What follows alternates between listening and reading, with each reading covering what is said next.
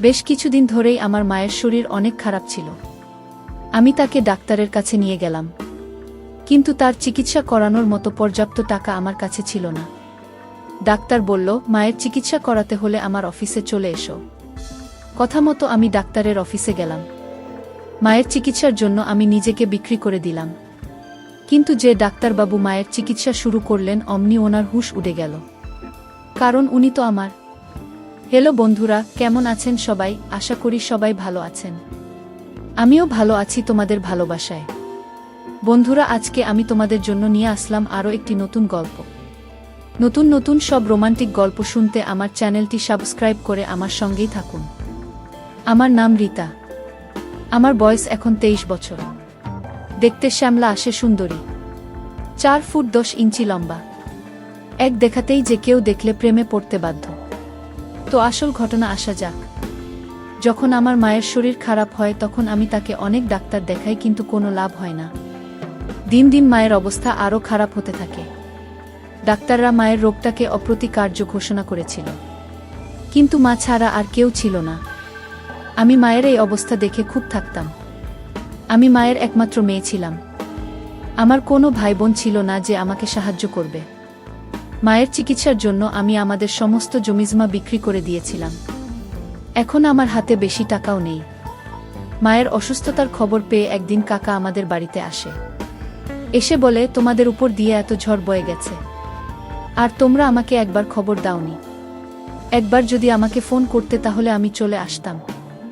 আমি কাকাকে কি আর বলবো, অনেকবার আমি কাকার বাড়িতে ফোন করেছিলাম আমাদের অবস্থার কথা বলার জন্য, কিন্তু কাকিমা প্রত্যেকবার আমাকে অপমান করে ফোন কেটে দিয়েছিল। কাকি বুঝতে পেরেছিল যে আমি তার স্বামীর আর ছেলের কষ্ট করে রোজগার করা টাকা খরচা করতে চাই। কাকা মায়ের সাথে অনেক কথা বলল, আর মা চুপ করে শুনল। মায়ের সাথে কথা শেষ হওয়ার পর কাকা আমাকে বলল, রীতা, তোমাদের জিনিসপত্র গুছিয়ে নাও, তোমরা আমার সাথে আমার বাড়িতে যাবে। আমার একেবারেই ইচ্ছে ছিল না কাকার বাড়িতে যাওয়ার। কাকার ছেলেকে আমার পছন্দ নয়। কিন্তু কাকা বলল, যতদিন না আমার মা পুরোপুরি সুস্থ হচ্ছে ততদিন আমরা তাদের বাড়িতেই থাকবে। আর কাকার বাড়িতে থাকা মানে রোজ কাকিমার কথা শোনা। কাকিমা এমনিতেই আমার সুন্দরী দেখতে হওয়া নিয়ে হিংসা করত। সে বলতো আমি সব ছেলেকে আমার রূপের জালে ফাঁসাই।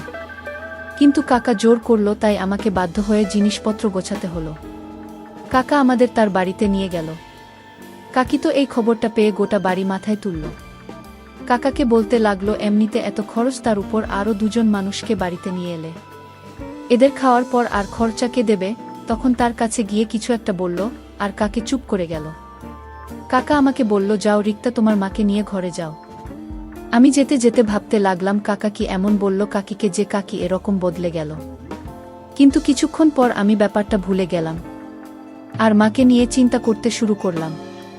আমি ভাবলাম যে আমি যদি শহরে কোনো ছোটখাটো একটা চাকরি খুঁজে নিই তাহলে মায়ের চিকিৎসার টাকা জোগাড় করতে পারব। কিন্তু আমার চিন্তা ছিল যে কাকা যদি আমাকে চাকরি করতে না দেয়। পরের দিন সকালে উঠে আমি প্রথমে রান্নাঘরে গেলাম কিছু খাবারের বন্দোবস্ত করতে। তখন কাকি রান্নাঘরে এসে আমাকে বলল, দেখো রিক্তা, এখন তো তোমাকে আর তোমার মাকেই বাড়িতে থাকতে হবে। তুমি তো জানো জিনিসপত্রের দাম কি রকম বেড়েছে। তুমি এক কাজ করো, শহরে কোনো ছোটখাটো একটা চাকরি খুঁজে নাও। তাহলে কিছু না হোক মায়ের ওষুধের খরচাটাও তো তুমি দিতে পারবে। বাকি ব্যবস্থা আমি আর তোমার কাকা করে নেব। সে নিয়ে তোমায় ভাবতে হবে না। আমি কাকির এই রূপটা কোনোদিন দেখিনি। তার ব্যবহার একদম বদলে গেছিল। সে আমার সাথে খুব ভালো ব্যবহার করছিল। আমার আর মায়ের খুব ভালোভাবে খেয়াল রাখছিল। আমি দেখে অবাক হলাম যে এক রাতের মধ্যে কাকে এতটা কি করে বদলে গেল। কাকা কি এমন বলল কাকিকে যে সে নিজেকে বদলাতে বাধ্য হলো? সে যাই হোক, আমি তো এ বিষয়ে খুশি ছিলাম যে আমি এখন চাকরি করতে পারবো। কেউ আমাকে বাধা দেবে না। আমি ঘরে এসে মাকে বললাম যে আমি চাকরি করতে চাই, কারণ আমি জানি মায়ের এটা জানা দরকার। তার মেয়ে সারাদিন কোথায় থাকবে? মা আমাকে চাকরি করতে বারণ করল না। মা ও বুঝতে পেরেছিল যে এখন আমরা কাকার বাড়িতে আছি। বন্ধুরা, ভিডিওর মাঝখানে আমি একটি কথা বলতে চাই। আমার চ্যানেলটিতে এরকম গরম গল্প দেওয়া হয়, তাই সবাই চ্যানেলটি সাবস্ক্রাইব করে পাশে থাকুন। তাই নিজেদের খরচা যতটা সম্ভব নিজেদেরকেই চালাতে হবে। শহরে আমার একটা বন্ধু ছিল, তার নাম বীরেন। আমি তাকে ফোন করে সব কথা বললাম। সে বলল, রিতা, তুমি আমাকে মাত্র 2 দিন সময় দাও।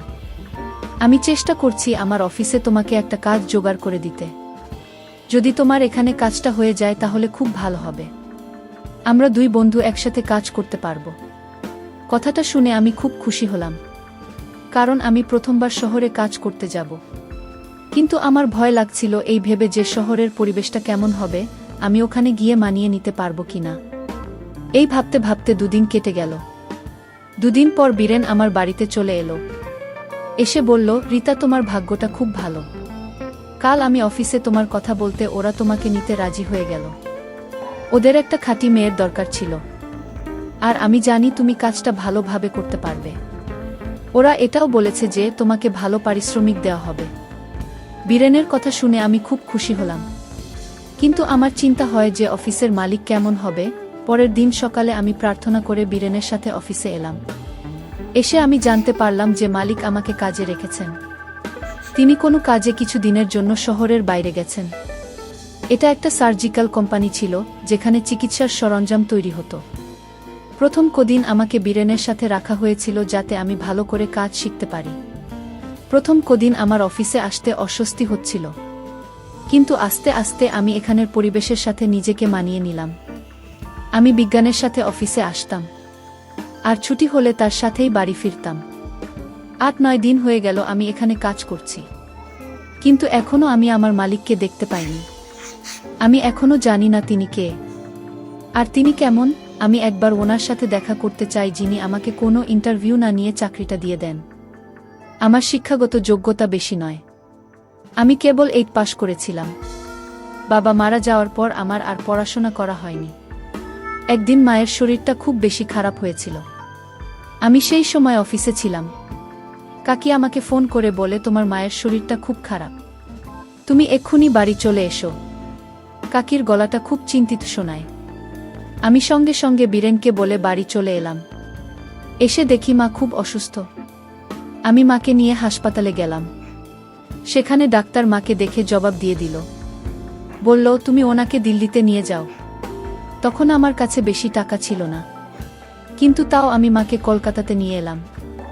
আমি চাই না টাকার জন্য মায়ের চিকিৎসা বন্ধ হয়ে যাক। কলকাতাতে নিয়ে এসে আমি মাকে হাসপাতালে ভর্তি করিয়ে দিলাম। ওখানে ডাক্তার আমাকে ধৈর্য ধরতে বলে। তারা তাদের দিক থেকে পুরো চেষ্টা করছে। আমার কিছু ভালো লাগছিল না। মনে হচ্ছিল মাঝে কোনো সময় আমায় ছেড়ে চলে যেতে পারে। তারপর আমি এই পৃথিবীতে পুরোপুরি একা হয়ে যাব। 24 ঘন্টা পর ডাক্তার আমাকে তার অফিসে ডাকেন, আর দেখে বলেন, তোমার মায়ের অবস্থা খুব খারাপ। তার কিডনি 2টা খারাপ হয়ে গেছে। আমাদের এক্ষুনি তার চিকিৎসা শুরু করতে হবে। তার জন্য তোমাকে 5 লাখ টাকা জমা দিতে হবে, তবে আমরা তোমার মায়ের চিকিৎসা শুরু করতে পারব। এত মোটা টাকার অঙ্ক শুনে তো আমার হাত পা কাঁপতে থাকে। আমি ভাবতে থাকি, এতগুলো টাকা আমি কোথা থেকে জোগাড় করব। ডাক্তারবাবু মনে হয় আমার অবস্থাটা বুঝতে পারছিলেন। তিনি আমাকে জিজ্ঞেস করেন, তোমার কিছু অসুবিধা থাকলে আমায় বলতে পারো। আমি আমার 2 হাত দিয়ে মুখ থেকে কাঁদতে লাগলাম, আর কাঁদতে কাঁদতে বললাম, ডাক্তারবাবু, আমার কাছে পয়সা নেই। আমি আমার মায়ের চিকিৎসা করাতে চাই, কিন্তু আমার কাছে একটা টাকাও নেই। আপনি বলে দিন কি এমন করলে আমি আমার মায়ের চিকিৎসা করাতে পারব। আমি অনেক কষ্টে টাকার ব্যবস্থা করে ওনাকে কলকাতায় নিয়ে এসেছি। ডাক্তারবাবু চিন্তায় পড়ে যান।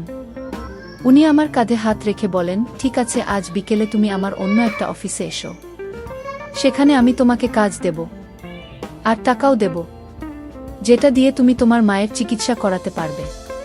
তুমি যদি আমার কথা না শোনো তাহলে তোমার মাকে আর বাঁচানো যাবে না। আমি কোনোভাবেই মাকে হারাতে চাই না। তাই আমি ডাক্তারবাবুর কথা মেনে নিলাম।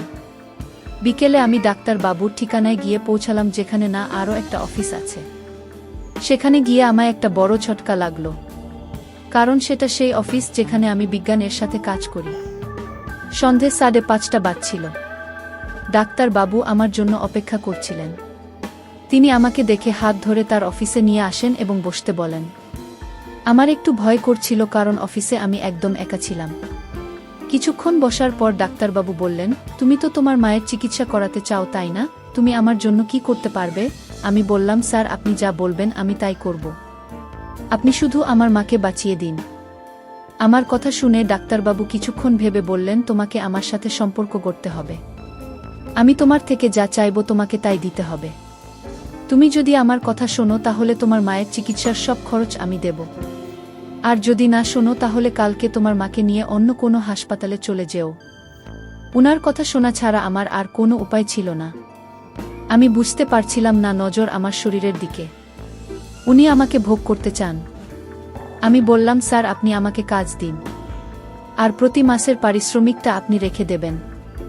উনি বললেন, তুমি সত্যি খুব সরল, এতগুলো তা কি কেউ এমনি এমনি দেয়? তুমি আমাকে আমার জিনিসটা দিলে আমি তোমাকে তোমার জিনিসটা দেব।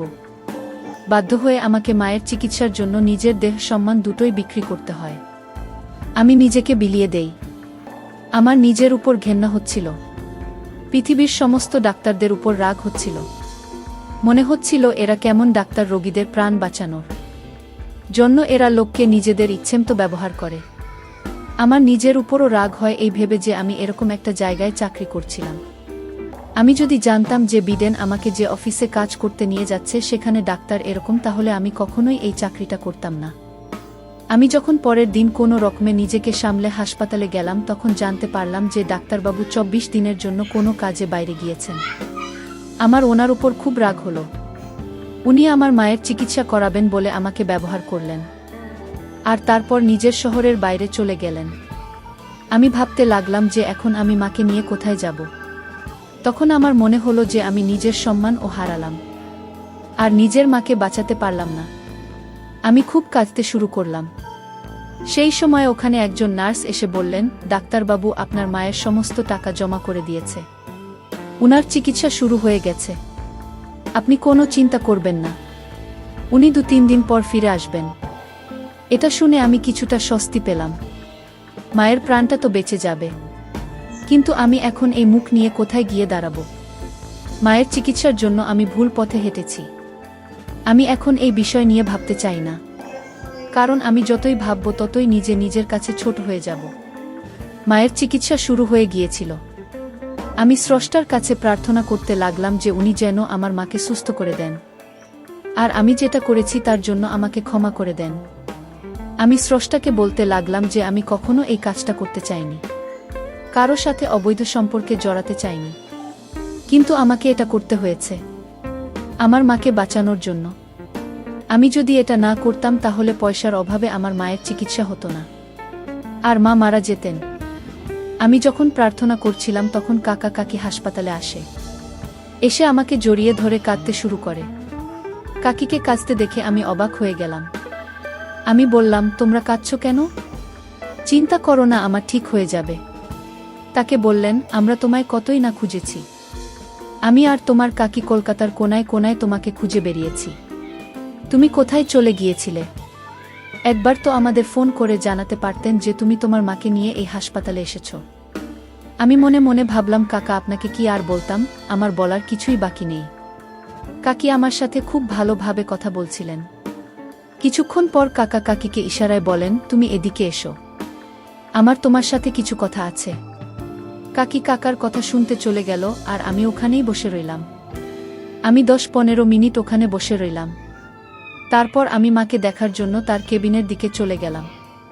ওখান থেকে আমি কাকে কথা শুনতে পাচ্ছিলাম, কাকা কাকিকে বলছিল, তোমাকে ভালো ব্যবহারটা চালিয়ে যেতে হবে, তাতে আমাদেরই লাভ হবে।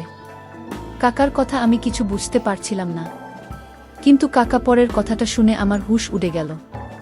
কাকা যা করেছিল সব লোভে পড়ে করছিল। আমি জানতে পারলাম যে বাবা মায়ের নামে 2 কোটি টাকার ইন্স্যুরেন্স করে রেখেছেন। এই কথাটা শুধু আমার মা আর কাকা জানতেন। মা কখনো আমাকে এই কথাটা বলেনি। হয়তো সে ভুলে গেছিল যে তার নামে কোনো ইন্স্যুরেন্স আছে। আমার কাকা ওই টাকা পেতে চান, কারণ তিনি ভেবেছিলেন যে আমার মা আর বাঁচবেন না। মা মারা যাবার পর আমি যখন নিজের মধ্যে থাকব না, তখন কাকা উকিলকে ডেকে নিজে কাগজে সই করে ইন্স্যুরেন্সের সব টাকা নিয়ে নেবেন, কারণ মা মারা যাওয়ার পর সেই ইন্স্যুরেন্সটা শেষ হয়ে যাবে, আর কাকা টাকা পেয়ে যাবে। কাকার এত লোক দেখে আমি চমকে গেলাম। আমি যদি আগে জানতাম যে মায়ের নামে এত টাকা ইন্স্যুরেন্স করা আছে, তাহলে আমাকে খারাপ কাজটা করতে হতো না। আমি তাড়াহুড়োতে একটা ভুল কাজ করে বসেছি। আমি যদি আরেকটু ধৈর্য ধরে মাথা ঠান্ডা করে ভাবতাম তাহলে হয়তো কিছু একটা উপায় বের করতে পারতাম। কিন্তু এখন আফসোস করা ছাড়া আর কিছু করার নেই। মা আগের থেকে ভালো ছিল। ডাক্তার তাকে 15 দিনের জন্য হাসপাতালে রেখেছিল। আমি এখন কাকা কাকিমার মতো লোকটা জেনে গেছি। তাই আমি তাদেরকে মায়ের থেকে দূরে রাখি, পাছে তারা লুকিয়ে কোনো কাজে মায়ের আঙুলের ছাপ নিয়ে নেয়। সেদিন দুপুরে নার্স আমাকে এসে বলে ডাক্তারবাবু ফিরে এসেছেন, আর উনি আপনার মায়ের কেবিনে দেখতে গেছেন যে উনি ঠিক আছেন কিনা। আমিও মায়ের কেবিনে চলে গেলাম। আমি ডাক্তারবাবুর দিকে চোখ তুলে তাকাতে পারছিলাম না, কিন্তু ডাক্তারবাবু যে মায়ের দিকে তাকালেন অমনি তিনি চেঁচিয়ে উঠলেন, না, ওনার দিকে তাকিয়ে রইল। আমি ডাক্তারবাবু এরকম আচরণ দেখে অবাক হয়ে গেলাম। কি হয়েছে দেখার জন্য আমি সামনে এগিয়ে এলাম, কিন্তু আমার কিছু বলার আগেই মা ডাক্তারবাবুর হাতটা নিয়ে নিজের মুখে লাগায়। ডাক্তারবাবু একটু ঘাবড়ে গিয়েছিলেন। আমি কিছু বুঝতে পারছিলাম না এসব কি হচ্ছে। আমি কিছু জিজ্ঞেস করার আগেই মা বলে, তুমি কোথায় চলে গিয়েছিলে? আমি তোমাকে কত খুঁজেছি। তোমাকে খুঁজতে খুঁজতে আমি অসুস্থ হয়ে পড়লাম। আমার ভাইপো, তুমি কোথায় চলে গিয়েছিলে? তুমি জানো আমি তোমাকে নিজের ছেলের মতো বড় করেছি। আমার বোন মারা যাওয়ার পর আমি তোমাকে নিজের ছেলে হিসেবে গ্রহণ করেছিলাম। তুমি শহরে পড়াশোনা করতে চলে গেছিলে, তারপর আমার দিকে ফিরেও তাকায়নি, একবারও খোঁজ না। উনি যে মা তোমাকে বড় করেছে সে বেঁচে আছে না মরে গেছে? ডাক্তারবাবু এতক্ষণ ধরে চুপ করে দাঁড়িয়েছিলেন। আমি বুঝতে পারলাম যে ডাক্তারবাবু আমার মায়ের নিজের ভাইপো। এখন তো আমার মরে যাওয়া ছাড়া আর কোনো রাস্তা নেই। আমি যখন ঘর থেকে বেরিয়ে যাচ্ছিলাম তখন মা আমাকে ডেকে বলে, রিক্তা, একে দেখো, এ আমার ভাইপো আর তুমি তার স্ত্রী। স্ত্রীর কথা শুনে আমি কেঁপে উঠলাম। ডাক্তারবাবু বললেন, হ্যাঁ, আপনার মেয়ের সাথে আমার আগে দেখা হয়েছে। মাসি, আমি আপনাকে অনেক খোঁজার চেষ্টা করেছি, কিন্তু মনে হয় আপনারা আপনাদের ঠিকানা বদলে ফেলেছিলেন। আমি মাকে আমার বিয়ের ব্যাপারে জিজ্ঞেস করতে যাচ্ছিলাম। আমার তো বিয়ে হয়নি, তাহলে আমি ডাক্তারবাবু কি করে হলাম? ডাক্তারবাবু, আমার মা আমার মনের কথাটা বুঝতে পারে। মা বলে, তোমার যখন 12 বছর বয়স ছিল তখন আমি বীরেনের সাথে তোমার বিয়ে দিয়ে দিয়েছিলাম, যাতে পরে কোনো অসুবিধে না হয়। বীরেন মাকে আর কথা বলতে বারণ করলেন। বললেন, মাসি, আপনি আরাম করুন। আপনি পুরোপুরি সুস্থ হয়ে যাওয়ার পর আমরা এই বিষয়ে কথা বলবো। বীরেন আমাকে নিজের অফিসে নিয়ে আসে আর বসতে বলে। আমি একটা রোবটের মতো তার সব কথা মেনে চলছিলাম। সে বলে, আমি তোমার কাছে ক্ষমা চাইছি। আমি জানি আমি তোমার সাথে ভুল করেছি, কিন্তু আমি কি করতাম? তুমি যবে থেকে এই অফিসে কাজ করতে এসেছ তবে থেকে আমি বুঝতে পেরেছিলাম যে তুমি আমার মাসির মেয়ে আর আমার স্ত্রী। কিন্তু সেই দিন আমাকে কিছু কাজের জন্য দিল্লি যেতে হয়েছিল, তাই আমার তোমার সাথে দেখা হয়নি। তারপর তুমি হাসপাতালে এলে। আমি জানতাম যে তুমি আমার স্ত্রী আর আমি তোমার সাথে অবৈধ সম্পর্ক করছি, কিন্তু তখন আমি তোমাকে কিছু বলতে পারিনি, কারণ তোমার কাকা আর তার ছেলে মিলে তোমার বিয়ে দেওয়ার প্ল্যান করেছিল, যাতে তারা তোমার ইন্স্যুরেন্সের সব টাকা নিয়ে নিতে পারে। আমি তোমাকে কিছু বলিনি কারণ আমি চাইনি যে তুমি দুশ্চিন্তা করো। তোমার কোনো চিন্তা নেই। আমি ওই লোকগুলোর ব্যবস্থা করে ফেলেছি যারা টাকার লোভে সম্পর্কের মান রাখতে পারেনি। আমার এখনও এই পুরো ব্যাপারটা বিশ্বাস হচ্ছিল না। আমার বিশ্বাস হচ্ছিল না যে স্রষ্টা আমার ভাগ্যটা এভাবে পাল্টে দেবে, আর যার সাথে আমি না চাইতেও সম্পর্ক তৈরি করতে বাধ্য হয়েছি সে আমার স্বামী হবে। মা তো বীরেনকে পেয়ে খুব খুশি। জানি না আমি কি এমন পূর্ণ করেছিলাম যে স্রষ্টা আমাকে এভাবে বাঁচিয়ে দিল। মাও পুরোপুরি সুস্থ হয়ে উঠেছিল। বীরেন উকিলের সাথে দেখা করে ইন্স্যুরেন্সটা বন্ধ করে দিল আর সব টাকা আমার নামে করে দিলে, যাতে আমি আরও ভালোভাবে মায়ের চিকিৎসা করাতে পারি। রবিন আমাকে বলল যে আমাকে আর অফিসে যেতে হবে না। মা আমাদের সাথে থাকতো কারণ আমি আর ভিলেন ছাড়া মায়ের আর কেউ ছিল না। কাকা কাকিমা তাদের কাজের জন্য লজ্জিত ছিল। তারা অনেকবার আমার মায়ের কাছে ক্ষমা চাইল আর মাও তাদের ক্ষমা করে দিল, কিন্তু বীরেন তাদের আমাদের বাড়িতে আসতে বারণ করে দেয়। আমি বীরের সাথে খুব খুশি ছিলাম। হঠাৎ একদিন মা আমাদের ছেড়ে চলে গেল, কিন্তু সময় সবকিছু ভুলিয়ে দেয়। আমি আমার পরিবার আর বাচ্চাদের নিয়ে ব্যস্ত হয়ে পড়ি। স্রষ্টার কাছে প্রার্থনা করি যে সে যেন সবসময় আমাদের সুখে রাখে। আপনারাও আমার পরিবারের জন্য দোয়া করবেন। ভালো থাকুন বন্ধুরা। গল্পটি কেমন লাগলো তা কমেন্টে বলে যেও। এইরকম নিত্যনতুন রোমান্টিক গল্প পেতে আমাদের চ্যানেলটি সাবস্ক্রাইব করে পাশেই থাকবেন। ধন্যবাদ বন্ধুরা।